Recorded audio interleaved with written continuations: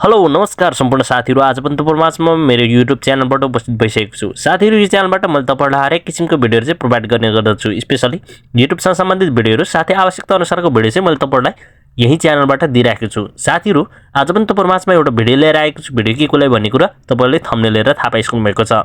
Well साथीहरु यो च्यानलबाट केही दिन यता चाहिँ मैले तपाईहरुलाई टिकटक सम्बन्धित भिडियो चाहिँ मैले दिइरहेको छु। किनभने मैले तपाईहरुलाई टिकटक सम्बन्धित भिडियो दिँदाखेरि चाहिँ तपाईहरुकै कमेन्ट अनुसार चाहिँ मैले टिकटकको चाहिँ कमेन्टहरु गरिरहनु भएको छ। त्यही भएर त्यही कमेन्ट अनुसार चाहिँ मैले हर भिडियो चाहिँ बनाइराखेको छु, तपाईहरुलाई अपडेट दिइराखेको छु। साथीहरु कतिपय साथीले चाहिँ डीएनएस चलाउनुहुन्छ, कतिपय साथीहरुले VPN चलाउनुहुन्छ अनि तपाईहरुको चाहिँ कतिपयको चाहिँ टिकटक चलिरहेको छ, कतिपयको चलेको छैन। यस्तै खालको भिडियो चाहिँ मैले तपाईहरुलाई केही दिन अगाडि मात्रै पनि दिइसकेको थिएँ, तर अब कतिपयले हेर्नु भयो होला, कतिपयले छुटाउनु भयो होला। त्यही भएर फेरि पनि यस्तै भिडियो चाहिँ मैले तपाईहरुलाई चाहिँ दिदैछु साथीहरु। बाट चाहिँ तपाईले चाहिँ सजिलैसँग टिकटक चलाउनुहुन्छ। यो चाहिँ मैले 3टा ट्रिक चाहिँ दिइराखेको छु साथीहरु, जहाँ चाहिँ तपाईहरुले चाहिँ यो युज गरेर टिकटक सजिलैसँग चलाउनुहुन्छ। कसरी कुन हो भन्ने कुरा चाहिँ अब तपाईहरुले भिडियो हेर्नुस्, त्यसपछि भिडियो हेरेर सबै तपाईहरुले थाहा पाइहाल्नुहुन्छ। त्योभन्दा पहिले चाहिँ मैले तपाईहरुलाई जहिले पनि भन्ने गर्छु, यदि मेरो च्यानलमा तपाईहरु नयाँ हुनुहुन्छ भने कृपया मेरो च्यानललाई सब्स्क्राइब गर्न नभुल्नु होला, साथै नजिकै बेल आइकन दबाउनु होला ताकि मैले नयाँ भिडियो अपलोड गरेसँगै सबैभन्दा पहिला तपाईहरु समक्ष पुग्नेछ। भन्दै साथीहरु लागौं आजको मुख्य विषयवस्तुतिर है त। नम्बर 1 साथीहरु कुरो गरौँ अब नम्बर 1 मा छ। अब जस्तै कि नेपालमा टिकटक बन्द भइसकेको छ। अब टिकटक कसरी चलाउन सकिन्छ त भन्दाखेरि अब जस्तै कि पुरानो टिकटक आईडी तपाईको बन्द भएको छ। अब तपाईको नयाँ टिकटक आईडी चाहिँ के गर्नुस् भन्दाखेरि चाहिँ विदेशमा भएको तपाईको मान्छे अथवा तपाईको साथीलाई चाहिँ टिकटक आईडी खोल्न लाउनुस्। त्यही देशबाट चाहिँ जस्तै कि इन्डियामा ब्यान छ, इन्डिया बाहेक अरु देशमा चाहिँ खोल्न लाउनुस्। त्यहीको नम्बर लाएर चाहिँ नयाँ अकाउन्ट खोलेपछि त्यहीको नम्बरबाट चाहिँ कोड एक्टिभ हुन्छ। त्यसपछि तपाईको टिकटक चाहिँ सजिलैसँग नेपालमा चल्छ। अब नम्बर 2 मा कुरा गरौँ साथीहरु। अब जस्तै कि तपाईले चाहिँ आफ्नो टिकटक आईडी चाहिँ तपाईले चाहिँ चलाउन चाहनुहुन्छ, पुरानै तपाईको टिकटक आईडी भने चाहिँ अब तपाईको पुरानो टिकटक आईडी चाहिँ एक्सेस हुँदै छैन भने चाहिँ अब के गर्न सक्नुहुन्छ भन्दाखेरि त्यस्तो अवस्थामा चाहिँ तपाईले चाहिँ अब जस्तै कि आफ्नो वाइफाई चाहिँ तपाईको चाहिँ नि सर्भर हुन्छ, जसमा चाहिँ तपाईको आईपी सेटिङ हुन्छ। यसलाई चाहिँ तपाईले चाहिँ वाइफाई सर्भरलाई चेन्ज गरेर तपाईले सजिलैसँग आफ्नो टिकटकलाई चाहिँ एक्सेस गर्न सक्नुहुन्छ। अब कसरी हामीले चाहिँ एक्सेस गर्ने त भन्ने कुरा चाहिँ त्यो म तपाईहरुलाई सिकाउँदै छु साथीहरु है। यसको लागि सिम्पली सेटिङलाई क्लिक गर्नुस्, त्यसपछि कनेक्सनमा जानुहोस्। कनेक्सन गएपछि तपाईले वाइफाईलाई क्लिक गर्नु होला। वाइफाईलाई क्लिक गरेपछि तपाईले चाहिँ यहाँनेर फेरि क्लिक गर्नुस्, त्यसपछि भ्यूमा जानुस्। भ्यूमा गएपछि आईपी सेटिङलाई क्लिक गर्नुस्, त्यसपछि स्ट्याटिक्सलाई क्लिक गर्नु होला।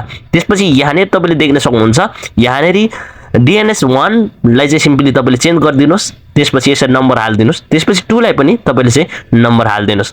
नम्बर यसरी चाहिँ हालेर 4-4 वटा नम्बर हाल्दिनुस्। त्यसपछि सेट गरिदिनुस्। त्यसपछि चाहिँ अब तपाईले चाहिँ पुरानै आफ्नो टिकटकलाई चाहिँ सजिलैसँग यसरी एक्सेस गर्न सक्नुहुन्छ है त। अब नम्बर 3 मा कुरा गरौँ साथीहरु। नम्बर 3 मा छ तपाईहरुको चाहिँ अब जुन चाहिँ अब टिकटकमा चाहिँ आफ्नो लोकेसन अफ गरेर अथवा लोकेसन चेन्ज गरेर तपाईले चाहिँ आफ्नो टिकटकलाई फेरि सजिलैसँग चलाउन सक्नुहुन्छ। कसरी अब हामीले चाहिँ लोकेसनलाई चेन्ज गर्ने भन्ने कुरा चाहिँ अथवा अफ गर्ने भन्ने कुरा चाहिँ म तपाईहरुलाई सिकाउँदै छु। भिडियो सुरुदेखि अन्तिमसम्म हेर्नु होला। ओके साथीहरु, अब यसको लागि सिम्पली तपाईहरुले चाहिँ आफ्नो टिकटकको अकाउन्टमा गएर तपाईले चाहिँ सिम्पली टिकटकलाई खोल्नुस्। त्यसपछि आफ्नो प्रोफाइलमा जानुस्। त्यसपछि यहाँ राइट साइडमा 3टा डट छ, यसलाई क्लिक गर्नुस्। यसलाई क्लिक गरिसकेपछि तपाईले यहाँ सेटिङ एन्ड प्राइभेसीमा क्लिक गर्नुपर्ने हुन्छ। यसलाई क्लिक गर्नुस्। त्यसपछि तपाईले चाहिँ यहाँ देख्न सक्नुहुन्छ प्राइभेसीलाई सिम्पली क्लिक गर्नुस्। प्राइभेसीलाई क्लिक गरिसकेपछि साथीहरु तपाईले यहाँ देख्न सक्नुहुन्छ लोकेसनलाई चाहिँ तपाईले चाहिँ क्लिक गर्नु होला। त्यसपछि सिम्पली तपाईले चाहिँ यहाँ वेल युजिङ एन्ड नेबर छ, नेबरलाई चाहिँ क्लिक गरेर तपाईले चाहिँ ओपन सेटिङ अथवा क्यान्सल भन्ने छ, ओपन सेटिङलाई क्लिक गर्नुहोस्। ओपन सेटिङलाई क्लिक गरेपछि तपाईले यहाँ एप्स इन्फोमा जान सक्नुहुन्छ। प्रोभिजनमा गएर साथीहरु तपाईले चाहिँ लोकेसनलाई क्लिक गर्नुहोस्। लोकेसनलाई क्लिक गरिसकेपछि यहाँ डोन्ट एलाउ गरिदिनुस्। यसरी डोन्ट एलाउ गरिसकेपछि ब्याक आउनुहोस्। त्यसपछि तपाईले यहाँ हेर्न सक्नुहुन्छ साथीहरु यसरी चाहिँ तपाईले चाहिँ लोकेसन चेन्ज गरेर सजिलैसँग अब तपाईको पुरानै आफ्नो आईडीलाई चाहिँ चलाउन सक्नुहुन्छ साथीहरु।